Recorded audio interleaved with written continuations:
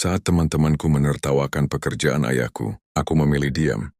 Ayahku hanya seorang security. Kalimat itu sering didengar Arga sejak kecil. Setiap pagi, saat teman-temannya diantar dengan mobil, Arga melihat ayahnya berangkat kerja memakai seragam security. Yang sudah mulai pudar warnanya, gaji ayahnya tidak besar. Bahkan untuk memenuhi kebutuhan sehari-hari, ayah dan ibunya harus hidup sangat hemat. Namun ada satu hal yang selalu diajarkan ayahnya. Nak, jangan pernah malu dengan pekerjaan yang halal. Malulah kalau hidup tanpa berusaha. Kalimat itu terus tersimpan di hati Arga. Di sekolah, tidak sedikit teman yang meremehkannya. Ada yang mengejek karena ayahnya hanya seorang penjaga keamanan. Ada yang tertawa ketika melihat ayahnya berjaga di depan sebuah gedung saat acara sekolah berlangsung. Saat itu hati Arga sempat terluka. Tetapi setiap kali pulang ke rumah dan melihat, ayahnya tetap tersenyum. Meski lelah bekerja semalaman, Arga kembali menguatkan dirinya. Dia berjanji pada dirinya sendiri. Aku akan membuktikan bahwa anak seorang security juga bisa berhasil. Sejak saat itu Arga belajar lebih keras daripada siapapun. Saat teman-temannya bermain, dia belajar. Saat teman-temannya tidur lebih awal, dia masih mengerjakan tugas. Dia sadar bahwa dirinya tidak memiliki banyak fasilitas. Karena itu, satu-satunya jalan adalah bekerja lebih keras. Tahun demi tahun berlalu, Arga selalu berusaha menjadi yang terbaik dalam segala hal. Dia aktif di sekolah, rajin belajar, mengikuti berbagai perlombaan, dan tidak pernah menyerah meski sering gagal.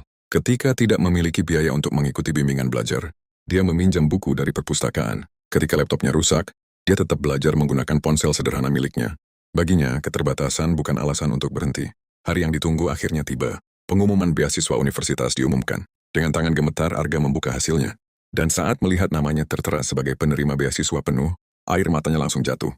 Dia berlari pulang. Ayahnya yang baru selesai bekerja masih mengenakan seragam security ketika Arga memeluknya erat. "Ya, aku lulus beasiswa." Ayahnya terdiam.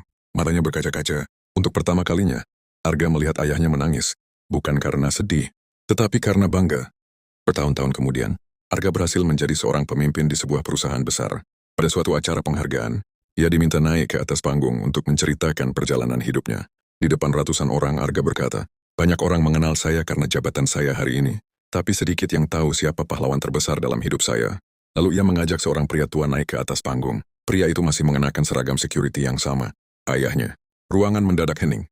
Arga menggenggam tangan ayahnya dan berkata, "Saya tidak pernah malu menjadi anak seorang security.